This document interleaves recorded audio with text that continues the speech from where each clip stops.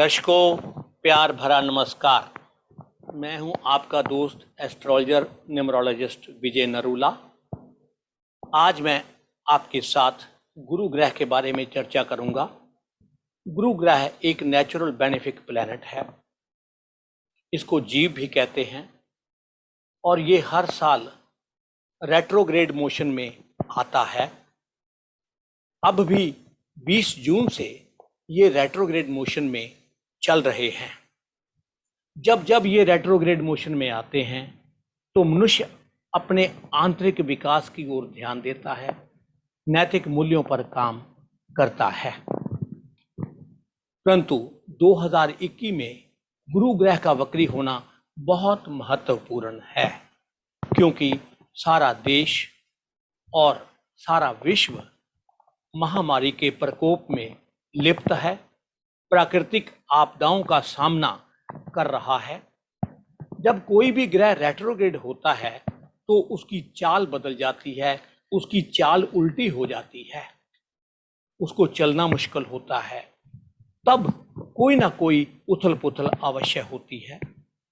राजनीतिक उथल पुथल का ज्योतिष अनुमान है, कोई बड़ा बदलाव हो सकता है, प्राकृतिक आपदाओं का सामना करना पड़ सकता है। 2021 के बारे में बात करें तो अभी तो गुरु ग्रह कुंभ राशि में वक्री रहेंगे सितंबर के फर्स्ट हाफ तक, परंतु सितंबर के सेकंड हाफ में गुरु ग्रह अपनी पिछली राशि यानी मकर राशि में प्रवेश करेंगे। यहां मैं आपको बताना चाहूंगा, गुरु ग्रह की मकर राशि नीच की राशि है, जबकि कर्क राशि में वे उच्च के होते हैं। मकर राशि में पहले से ही शनिदेव विराजमान हैं।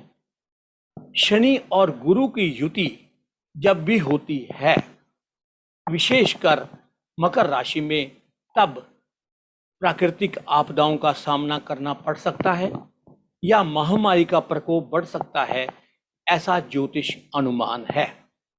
आपको याद होगा 2020 में भी अप्रैल से जून, फिर नवंबर 20 से मार्च 21 तक ऐसा योग बना। गुरु और शनि मकर राशि में इकट्ठे रहे और महामारी का प्रकोप रहा, ऐसा आप सबने देखा है।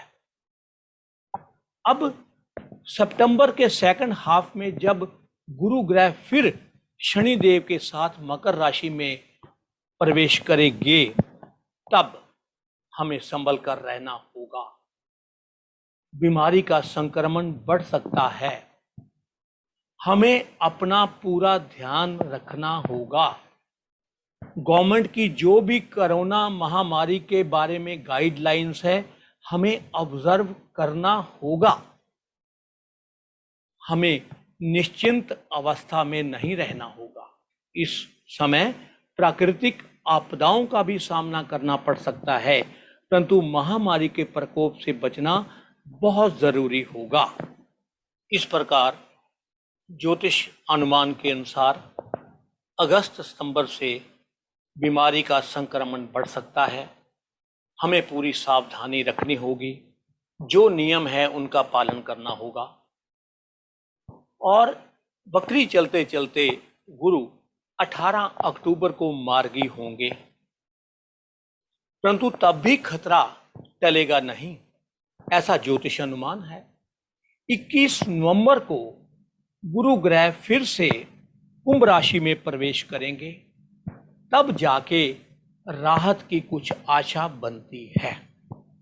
इसके बाद राहत दुनिया को मिल सकती है, कोई नई वैक्सीन बन सकती है, या प्रभु की कृपा हो सकती है कि दुनिया से कोरोना समाप्त हो जाए। ऐसी भगवान से प्रार्थना भी है। इस प्रकार मैंने आपको ज्योतिष अनुमान बताया कि अगस्त सितंबर 2021 से संभल कर रहने की जरूरत है।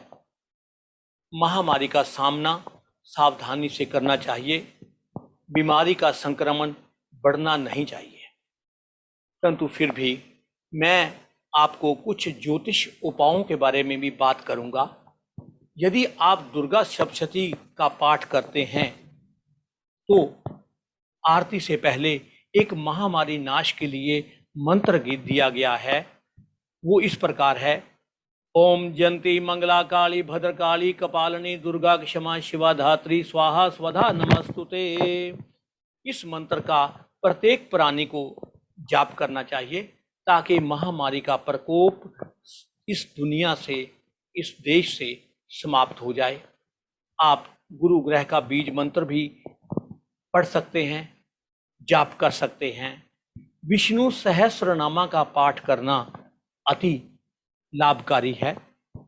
जो लोग विष्णु सहस्रनामा का पाठ नहीं कर सकते या उनको कठिनाई होती है तो आप इस मंत्र का जाप कर सकते हैं। राम रामेति रामेति रमे रामे मनोरमे सहस्रनाम ततुल्यम राम नाम वरानने। इस मंत्र का जाप कर सकते हैं। हनुमान चालीसा पढ़ सकते हैं, सुंदरकांड का पाठ कर सकते हैं। परंतु मैं पढ़ने का नियम बताऊं, जिस प्रकार हर काम हम एक निश्चित समय पर करते हैं, इसी प्रकार आपको पाठ का समय भी निश्चित करना चाहिए। आपको भगवान से अपॉइंटमेंट लेनी चाहिए ताकि आपका किया हुआ पाठ फलकारी हो, फलदायक हो, आपके लिए, आपके परिवार के लिए और सारे विश्व के लिए इसका लाभ पर्याप्त हो। इसी के साथ मैं अपनी वाणी को विराम देता हूं और आपसे रिक्वेस्ट करता हूं कि मेरे YouTube चैनल को सब्सक्राइब अवश्य करें ताकि मेरी हर वीडियो आप तक पहुंच सके। आपके सुझावों का मुझे इंतज़ार रहेगा। खुश रहें, स्वस्थ रहें, मस्त रहें। नमस्कार।